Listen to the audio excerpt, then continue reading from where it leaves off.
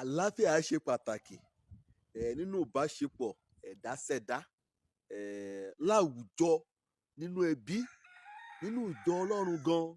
Kíbíkíbi kí ọmọnìyàn bá ti ọ̀nà ọjà ìbáṣepọ̀, ìbádàpọ̀, ìbárìnpọ̀, àjọṣepọ̀, dídáhùnpọ̀, kété bẹ̀ pátá ni àbùdá àlàáfíà tí yóò jẹ́ ìrànwọ́.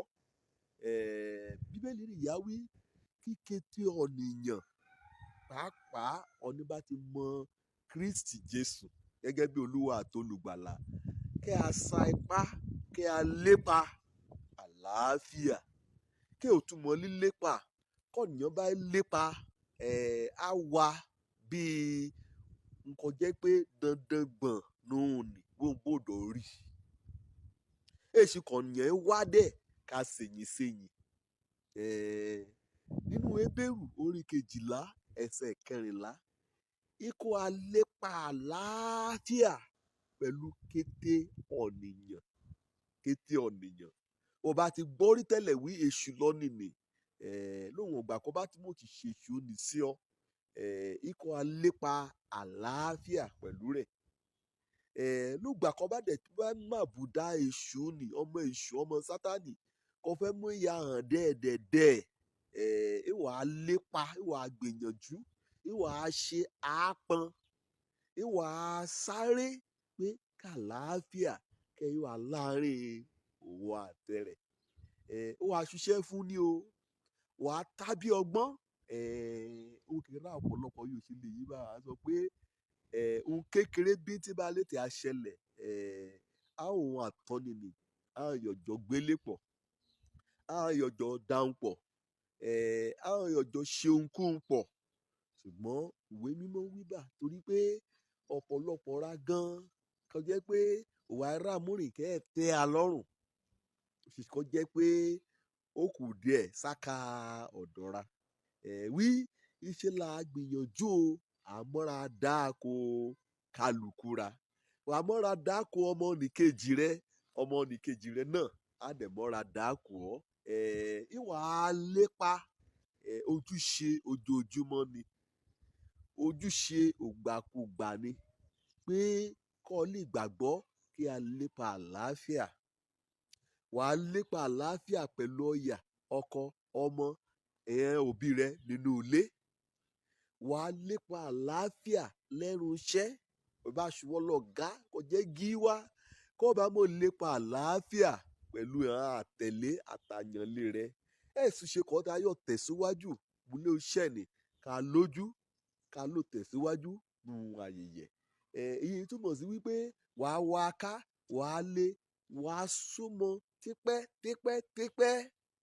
Bí o kò ṣe pàtàkì lóhùn ọgbà kan bá ti ní oore ọ̀fẹ́ láti lépa àlàáfíà pẹ̀lú kété ọ̀nìyàn, pẹ̀lú kété àwùjọ, pẹ̀lú kété oríṣiríṣi ẹlẹ́gbẹ́lẹ́gbẹ́ lọ́gbàlọ́gbà.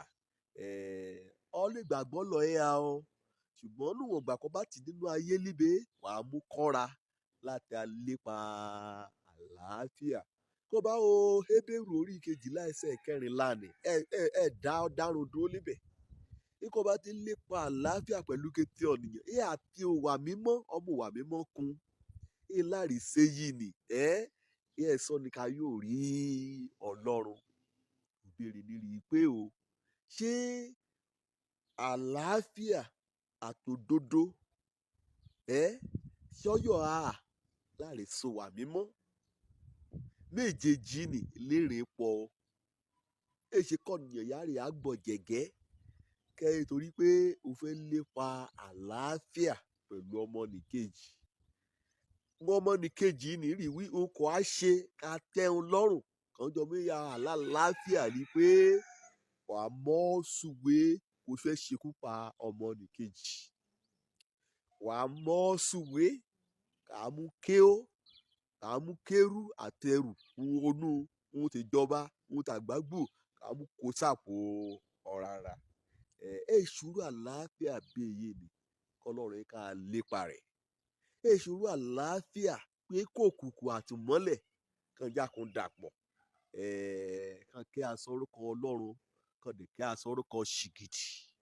lórúkọ ẹ̀sìn wí ká bá ti pa ọ́ pọ̀ bá a nì wà á ké sọ́lọ́run tẹ̀rẹ́ wà á dárúkọ Jésù nígbà kan bá ti gbàdúrà èmi náà màá ké sọ́lọ́run tèmi màá dárúkọ Òmórìn nígbà mo bá ti gbàdúrà kẹtẹrà ńlá papọ̀ rẹ̀ jákùnrin mẹ́rùn kan ajákùnrin ṣe àmì àṣẹ Èdùmàrè nínú àdúrà èṣùrù àlàáfíà bẹ́ẹ̀ ni o èṣùrù àlàáfíà pé kọ̀yà gbọ́rùn rẹ sílẹ̀ kàn gé sọnù torí pé wọ́n fẹ́ tẹ́ alárìngbàgbọ́ alárìnmọ́ Ọlọ́run wọ́n fẹ́ tẹ́ Ọlọ́run ikọ̀ alépa àlàáfíà pẹ̀lú kété ọ̀nìyàn wọ́n bá kàwé mímọ́ ṣàlàkalẹ̀ rẹ̀ léra lọ́sẹ̀ àti òwà mímọ́ mo lépa àlàáfíà kò gbàgbé òwà mímọ́ wẹ́ẹ̀rẹ̀ yóò lo òwà mímọ́ láàrin jọ ní àlàáfíà nínú ayé àti nínú ọkàn rẹ̀ ohun méjì ni Ọlọ́run fẹ́ kó alépa rẹ̀ o wàá mú gbé bá ọmọ ènìyàn gbé lálàáfíà ìyìn òre yìí sí kọ́ wàá yọ̀ mú yọjú sí òkè ọ̀run báàní ni ìwé mímọ́ wí o ojú lè tẹ orúkọ mi èyí padà ọmọ àbálábí tán ire o.